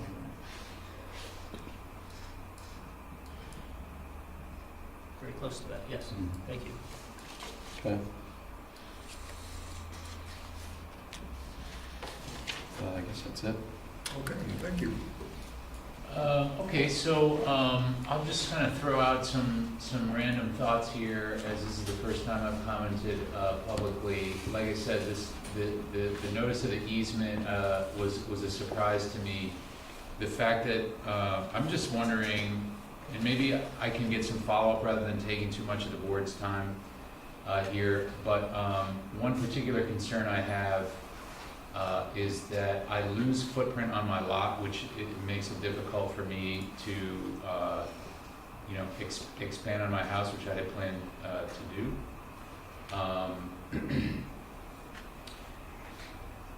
And I don't know if there's some way in zoning that can be addressed, whether by way of, by any means, right? By way of some exception to the footprint ruler, like how can that be addressed? I asked the developer, or I asked the owner, Jim McDonald, about that, and I told him, in a perfect world, we'd look at the lots and figure out how to not shrink my lot in order to have this development. I'm not one to. It's your land. I'm not one to object to somebody developing land that they own. and sort of raising a stink on that grounds, but I guess in a perfect world, I'd like to see my ability to add an addition to my home not be constricted because this subdivision is going in. So that's the first part. The second part was, I don't remember seeing this. I know I asked Ray to see the plans maybe like 3-4 years ago. I don't remember seeing this, and it seems like the whole like tree preserve. I know you're in a whole legal process. I appreciate the pain and of everything you've probably been through and just trying to, of all parties, trying to work something out. But it seemed to me that the board and the staff is serving the interests of the people, including the existing owners of homes. And when I look at the way that number one building footprint is situated, it does neither serve the interests of preservation of trees, because that's one of the most wooded sections of that entire area. And I can assure you, I've spent more time in that area than all human beings combined over the past 8 years. That's where I go to chill out. I just walk around in the woods back there. And that's the most wooded section. There's whole areas of that woods that are cleared, essentially, that they're, like 30, 40 feet in any direction. There are no trees, but that section right there is full of trees. Number one. Number two, for reference, it's a lot higher than my house. So if you're, the ground level at my house, which is the back door there, if you're looking out towards that building footprint number one, it's about as high as like that green buffer behind the staff's heads there. So that wooden bar there. So imagine that being how much higher that is than my house. Now imagine that you're gonna have about 18 inches to 2 feet of like basement level. So right about where it says Vermont, that's where that house, that's where the first floor is gonna start. So it's really like putting, you're basically gonna, what that plan says to me, and I don't know how this is, if this is the developer or the mandate of the city or what have you, but what that plan says to me is that you've chosen to situate a house in a highly densely wooded area where you're trying to protect trees, on the highest point of the land, as close to my property line as you can basically get it, with no buffer there, when it could have been situated like frontage to the road there, which is what was done on Golf Course Road most recently. The houses that have gone in on Golf Course Road recently have been very much sort of like frontage oriented, right, as opposed to set back into the lot. And no buffer between. And I asked Jim that today. I said, I'm not going to object. I'm not going to go to a zoning or planning meeting and pitch a fit about somebody building property on land that they own. But can we work together to could I go onto at my expense, could I go onto your land and plant some trees there? Because I thought the whole idea of this tree preservation thing was to preserve trees and preserve some buffer, whatever. And I'm not going to quibble with him, but his response was, well, no, you can't plant trees on land that's not yours. And I'm like, well, that's not really what I'm asking. What I'm asking is, would you approve of me planting some trees? And so, I don't know, if I were him and I had to go to the Supreme Court to develop land that I owned, I probably wouldn't be in the best mood to make concessions either. But I guess that's just my objection, is I look at this and I'm like, why is that? It just doesn't make a lot of sense to me. It doesn't seem like it was well thought out. And considering, and normally that wouldn't be much to quibble about, but considering we went all the way to the Supreme Court, I'd like to think that some stuff will be well thought out. Is that too much to ask? Open question. So we run into this a lot in the O'Brien development. We run into this all the time, and we are typically able to find ways to mitigate aesthetic concerns, aesthetic and neighbor watching kind of concerns. So I don't know if we can on this one or not, because, as you said, it is a little bit height-bound. Ray, Marla? No, I think you can't go there on this one. That's Okay. not being changed. It's been approved by the court. It's not, That specific location has been approved by the What court. you're saying Yes. is that footprint, can you speak to the, thanks for the flat note, do you think maybe you could elaborate on that, Ray? Like, what does that mean to the person who's being impacted? And keep in mind, as you do, as you just answered with the flat note, that I'm not a not in my backyard person. This is literally in my backyard. what you And- see here was proposed as part of the preliminary plat application, and that was approved by the court at a very lengthy court hearing. So the plan that we're seeing tonight is not changed from what the court approved. This board does not have the authority to change and alter that portion of the plan.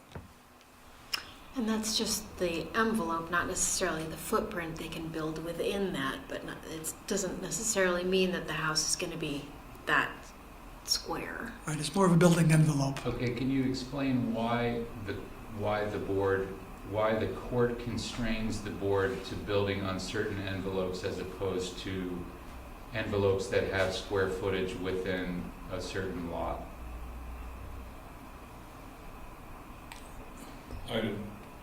I can't really explain why the court did what it did. This is the plan that the applicant proposed in court. The judge said, okay, that's the plan that they approved, and now this board is having to live with that plan. Is the developer able to change the footprint? Or is the owner able to change the footprint? Or does that reopen it to go back to? In other words, is there any leeway here for human beings to come to an agreement that makes sense for other human beings in the mix? Or are we all just, because of this court process, we're just stuck where we are? Because are you going to object if they come back to you? Can I just get a human response here? Like, if Jim comes back to you and says, hey, we have no objection to moving that footprint because, I don't even know if there's, you really, there's rocks under there. Like, do you have core samples there? 'Cause Right, so there is an there's a opportunity, similar to what was done with narrowing the road from 24 to 20 feet. If there's a mutual agreement, a revised plan could be submitted that showed this house a little bit farther from the point of land. Looking at this plan right now, it's not quite on the point of land. It's a little bit down, but I do see your point about it being elevated from your house. If the applicant wanted to move it closer to the road, so that it's a little bit lower, they could do that, and it'd be pretty straightforward for the board to say, yes, that seems fine, and approve that change. It seems to me you have several, I think this is exactly like, by the way, narrowing the road, same issues. Okay. You have a lot of involved parties, potentially, arguably. Okay. But I get it that you don't want to look at the concrete of his foundation from next door. But aren't there some other options here? For example, first of all, what's the distance from your house to that sideline there? I mean, you're not exactly butting up against your sideline, right? You got a lot of space there. Is there any reason that a buffer, either in cooperation with the developer, maybe if he go along with it, or you, if it bothers you enough, I mean, how much shrub does it take to provide screening from that house? Well, quite a bit, given the relief that's there, right? So there's a rock wall. It's elevated, right? But I'm not sure. For example, I'm not sure exactly where that property line goes. If you go back to the previous thing, is that the existing tree line there? Or are Yes. those are the existing tree line? Those dark marks are existing trees that are existing, and some of those are on your property. Okay. All right, well, that's news to me, because I was under the impression that the property line was based on the way that Jim's team or whatever has taped off that. You know, so there's pink tape markers from time to time, and they've been put on the wall there, and I think you've seen those, right, Mike? It's sort of like, I think they're on the wall, so according to that, it's actually about, looks like about 10 feet deeper in than the wall itself, which means that I own some property on the elevation where I could plant. So what I was asking Jim today, can I plant some trees up there? It looks from this survey that is actually my land. So that would help for sure. But I think it makes sense for, and if what you're saying is it's open and it's the same issue as the way that the road is, then that's very encouraging. It allows, you know, potentially to revisit that. But if he doesn't want it, he doesn't have to. No, totally get it. Okay. You know, people can entrench, that makes sense. But I think a developer's gonna find, I have not done a core sample myself, but I think a developer's gonna find that footprint's gonna require blasting, and a lower print is not, because there's exposed, like if you look at the top corner of that lot, that's like rock. That's the high, someone said that's the highest point in South Burlington. Yeah, Right there. and it's basically, it's exposed rock in my backyard, so. Yeah, you can see it on Google Earth. You can see the exposed rock. Yeah, so I would imagine that the higher, the more pushed up that footprint is gonna be, the more likely it is that there's gonna be blasting. And obviously, again, it's not I don't have an objection to him building on land that he owns, but obviously I have a preference for not taking out trees that don't need to be taken out and not building where you need to be blasted. And I don't know if it's a normal thing that they would do a core sample anyway, but I think it's pretty basic. That whole thing is just a ledge. I don't know if that's what that sort of stippled line is in the plan there, if it has a connotation of being rock ledge, but that's basically the rock ledge.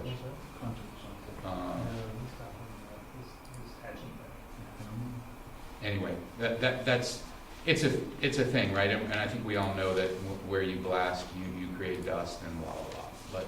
But okay, so that was encouraging. That was a good human response. I have the ability to go back and talk to an owner / potential developer about coming to an agreement about footprints. Thank you very much.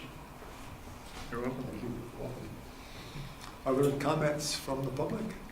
Comments, questions from the board? So are we closing this or are we continuing it? One more. Okay, sorry. What's the construction process that they need to follow? Is there any timing, or South Burlington have restrictions that they can only operate certain hours and any of that? Yeah, construction noise is limited to, I believe, from 7 a.m. to 10 p.m., 7 days a week. 7 days a week. And they have to start construction within 12 months, or they have to get? No, this is a subdivision. The subdivision approval does not expire. Okay. So it's not a PUD, so there's no requirement that they have to build the first house within 6 months, which would be the case if this was a planned unit development. Okay. So these lots can sit there as long as the developer wishes them to be undeveloped. The road and the infrastructure, does that have to go in first, or does it have to development? I would think practically they would have to build the road in order to get the equipment in to build the homes. Yeah, sure. I do have one more question, which is I've brought up with Jim today, and it seems like he's going to be amenable, but I wanted to ask y'all, and maybe it's again a follow-up item. The 24 feet to 20 feet is going to help significantly, but I think you can see from the plan that there's a significant grade on my driveway. And so my concern is that this road cut is going to render it necessary for me to regrade my driveway all the way to the garage door. Because we've got, it's like about an 8 foot, you're aware of this. It's about an 8 foot descent across maybe 30 feet. Like, it's pretty steep. I think that's just another concern I have, and I don't know if that was ever addressed in a plan. But I'd imagine that making that road cut right there is gonna make an already steep driveway grade steeper and hard to sort of blend. So we've spoken with Mike Provost about that same issue, and the fact that the applicant is committed to making sure that we can make those driveways as functional as possible. with their permission to work on their land to do that. So the applicant is willing to have that as a condition of approval if that's legal. But that being the background, we want to make sure that access is safe from the existing homes, that their viability and usability as far as turning movements and the like is not unduly and adversely impacted by this project. Thank you. Other comments, questions from the public? From the board? Close? Continue? You guys need I more? don't really know what to do. You guys need more? This is an unusual subdivision, an unusual process. We want to deliberate. We need to deliberate We need to regarding deliberate. You may want to deliberate before you close, in Yeah, we need to an event that you deliberate. want more information, Why don't we, possibly. continue? Well, and I think we've got a sheet 2L or whatever, L2, sorry, and we are looking for an L, or maybe we've got L2 and L2A. Yeah. Are we looking for anything more in there? We're keeping L2 and just adding L2A? Is that what we're doing? I don't So know. the information we're looking for is a clear limit of the area that will be subject to the tree preservation condition. And I think we all agreed that we're okay with not showing the trees to be removed because they'll be removed and we won't care about them anymore. Is that true? Well, and that there does exist a plan that shows the trees to be removed. So in my view, that's what satisfies. Whether it's one with all the overlays or two different ones. Right. The plan that exists that shows the trees to be removed has some trees on there that no longer exist. Yeah, That should be up to. the blowdown. But we don't care that that's a slight inaccuracy in that plan because that's not the point of that plan. As long as the tree preservation handbooks accurately reflect the current conditions, so nobody is responsible for maintaining a tree that has been blown down. So I guess the only revision we're looking for from L2 or separately on L2A, if you feel it's too cluttered, is to show clearly the limits of the area subject to the Second tree. line that I Yeah. pointed out. Yeah. So however you want to do it, I don't think it matters, as long as it's clear. Use your engineering judgment, Dave. A couple of pieces of information which we typically obtain in a subdivision such as this is the budget for the street trees, so that we can require as a condition that the landscaping bond for that amount be provided prior to the issuance of the permit to build the street. The other piece of information is the estimated cost to construct the street and utilities, and have that number reviewed and approved by the Public Works Director, and that number included in the decision. So I don't know if we have the authority to require that information. The court certainly did not include that as a list of things that we can, so I don't know. If this is continued, we can try and find out the answer if we do have the I authority think we're to. continuing, I think we should continue. so I think that, yeah, go ahead, sorry, Matt. What, are we meeting on the, Second, we are meeting on the 2nd? Yeah. I think so, yeah. Well, I move we continue final plat application SD 1728 at Jam Golf to January 2nd, 2018. It's been moved and second, we continue this to January 2nd. All in favor, say aye. Aye. Opposed? Great, Thank you very for your much. time. Happy holidays. You too. Take care. Next on the agenda, request for reconsideration of findings and fact and decision pertaining to preliminary and final plat approval, SD 17-18 of South Village Communities LLC. Who's here for the applicant? Good evening. Pardon? Just identify yourself, please. I couldn't hear you. Oh, Robin Jeffers with SD Ireland and South Village Very Communities. much. Do we need to, like, this separate swearing? I don't think so, not at this point, I don't Okay. think so. It doesn't hurt to swear more. But you can swear in if you like. Do you promise to tell the truth, the whole truth, and the penalty of perjury? I do. Thank you. So, yes, if you'll describe to us what you would like. We submitted a letter and we are asking for a request for the consideration of condition number 25 of the most recent approval, and specifically to change a shall to a if-then comment. And it's regarding the affordable housing, and we had agreed with staff to an if-then.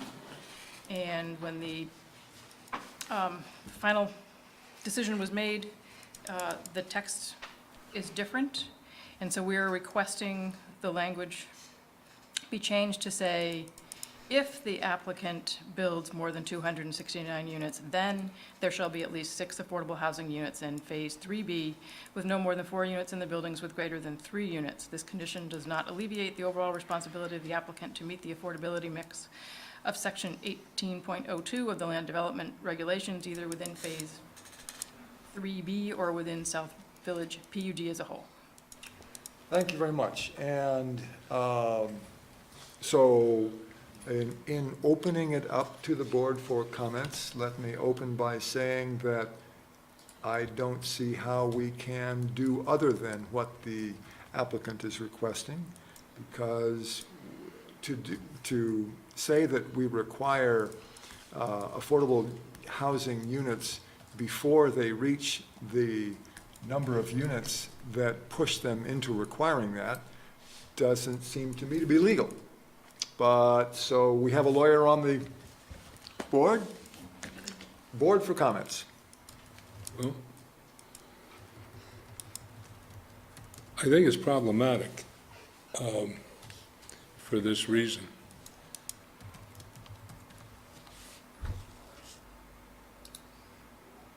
It seems to me the developer, and I don't think it's clear cut, it seems to me the developer wants to have it both ways. They don't want to be constrained to build affordable housing in the diverse locations that we're concerned about here, right? But they don't want to give up the right to take advantage of the bonus. Now, I don't see how to separate the two, frankly. If you want to give up the if the motion for consideration was to withdraw the request for a density bonus, then I'm fine. But as long as they want to preserve that option, I'm against changing the condition. And if they want to appeal it, we can talk in the Supreme Court about the symbiotic relationship between our condition and their reserved option to increase the density. But why, in other words, why would you object to this condition unless you planned to violate it? John? I believe the way that's currently written is that we're saying that there shall be 6 affordable housing units in 3B. Is that correct? That's correct. Yeah. And they've never had to do that unless they exceeded 269. We have no right to force them unless they exceed 269. They have not exceeded 269, and our ability to force them to build 6, let's say, before 269 is non-existent. I understand the point. Okay. And so adding the language that I understand the argument. Yeah. Whether we have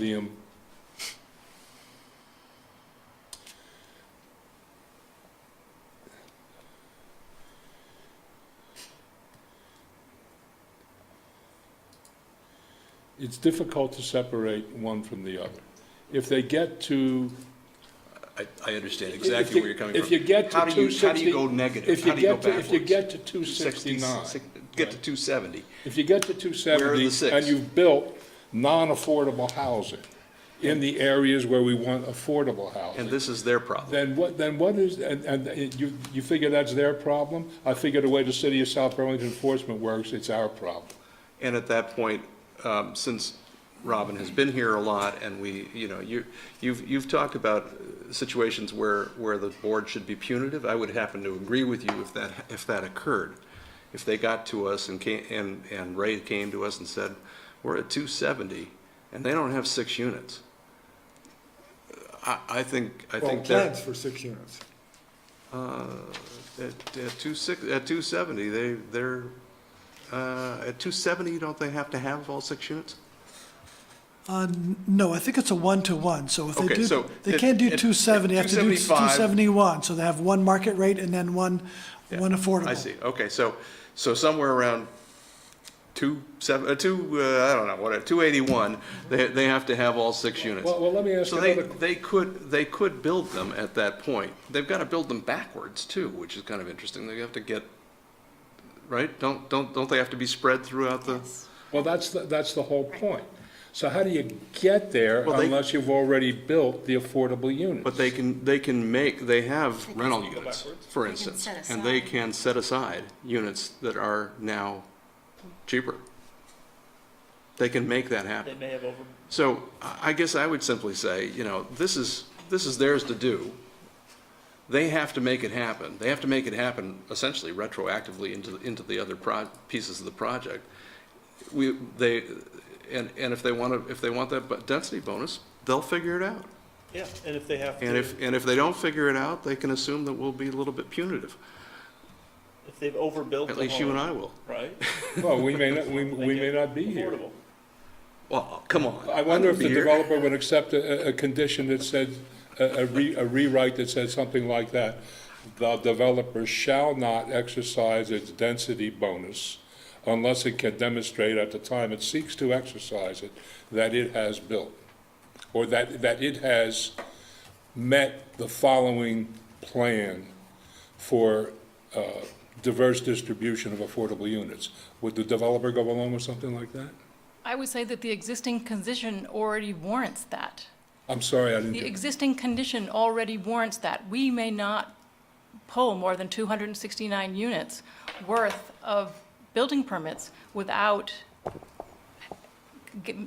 Without you what? can't go over that without doing the 1-for-1. There's a pre-existing condition. We can't get a 270th building permit without I think she's, a plan. I think, Robin, you're agreeing that that's the current condition. Right. That is the current condition. Yeah, that Frank's saying. So Frank's, your condition, We're already there. we're already there. Staff agree? So the nuance in this condition compared to the existing condition is that this addresses the distribution element of the affordable bonus. The Well, geographic distribution. The nuance of this condition is it forces 6 units before or even if you get to 269. That wasn't the intent. I'm sorry, the one that you included in your letter? No. No, the existing The condition, existing condition? Oh. as written. So the condition as written is the same as the condition Patrick proposes without the first clause. So after the comma, it's exactly the same. Yeah, which I think is, Robin's right. Correct. I mean, We're if you just read, asking- if you simply read it after the comment, it says there shall be 6 affordable housing units in phase 3B. Which means that Well, there, now, that, now there shall be. yeah, that's, So we don't want to say that. I mean, I don't want to say that. I want to say that after they build 269, there shall be at least 6 in phase 3B. well, but I see where Marla's coming from. She's saying there will be 6 in 3B. In 3B, not necessarily spread out. Well, I thought 3B accomplished the spreading out. In other words, by limiting, Is the the 6, idea was to limit there's, 3B to 6, wasn't that it? Because otherwise, that was the place where it looked like they were all going to be condensed, wasn't that's that right. the issue? yes, you're right. If you kept going, the concern was to, That was the concern, that everything would be crowded into 3B. right. Well, except the condition reads at least 6. So I thought the concern, just reading this, was that there were going to be More than None. 6 in that there were going to 3B. be less than 6 in 3B. No. Well, the condition says there shall be at least 6, so there could be more than 6 in 3B. All right, I don't have there was one section of the plan where we were concerned, everything was going to be, all the affordable units would be crowded into there if we didn't do something about requiring dispersal. The board wanted some proportion of the affordable units to be in Phase 3, since Phase 3 was what they were reviewing at that time. So they were only reviewing Phase 3, so they could only address Phase 3, and the proportion of the number of units in relation to the total number of units in the project, it came out to 6 affordable units would be an appropriate ratio or percentage in Phase 3. Yeah, but Frank's point is valid. If we say at least 6, and if the approved condition is at least 6, and what we really meant was exactly 6. Or no more than 6. No. Yeah, all right, I'm hazy, unfortunately. I need to see the plan again to remember what the hell we were talking about. So I think the bottom line is, do you want to reopen or not? I think that's, instead of you're kind of getting into the merits of the thing, now you're just being asked to open it or not opening, So to reconsider for later on.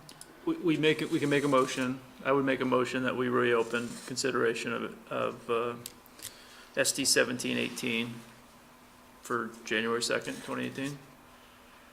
We can't do it No. for January 2nd Okay. because the noticing requirements, Okay. those hearings have already been warned. January 16th? January 17, 17th? 16, Yes, 16, 16. 14 plus 2. 16. And then Robin had an additional request that she sent me by email today. I suppose we should discuss the merits of that request as well. Yes. We had asked that all of the waivers that had been granted for Phase 1 and Phase 2 be applied to Phase 3, and there's quite a shopping list of them, and somehow one of them got left out, and that is a side yard setback to 5 feet for single-family duplex and triplex buildings. We've argued, we've talked that through a lot. I think we can reopen for that as well. Yeah. So I'll make a motion that we reopen, or I amend my motion that we reopen preliminary final plat approval of SD 1718 to South Village Communities LLC on January 16, 2018. Second. It's been moved and seconded. We reopen this agenda item for January 16th. All in favor, say aye. Aye. Opposed? No. Okay. Thank you very much. Take care. See you January Thank you. 16th. Happy holidays, everyone. Same to you. Thanks, Thank Robin. you. Take care, Robin. That's, Yes, we've got minutes and we've got 2 extension requests too. Is that correct? that's correct. Okay. So minutes, everyone had a chance to read the minutes? Just one typo that I saw on Which page? page 5. Oh, page 5, okay. I think we're meant to say that instead of tat. Top of page 5. I like that. I like such tat, Very top of page 11,004. 5. It's perfect soup. Tit for tat. It says, the top of page 5 says, uses in the south section of the building Oh. such tat, 11,400 square feet are medical offices. Yeah. Should be that, yes. Thank you. Paying attention to that. I would make Go a ahead. motion that we approve the minutes from December 5th, 2017, As as amended. Subject to that. Second. Been moved and seconded. We approve the minutes from December 5th. All in favor, say aye. Aye. Opposed? Okay, and 2 extensions. One extension is Harbor Freight. Harbor Freight. Do we have a SD or SP or some kind of number like that to refer to this to? SP 1734. SP 1734.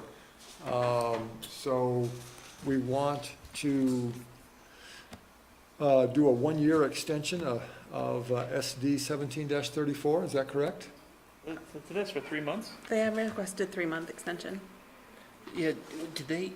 We talked to them about that. They said that they would be ready within the week.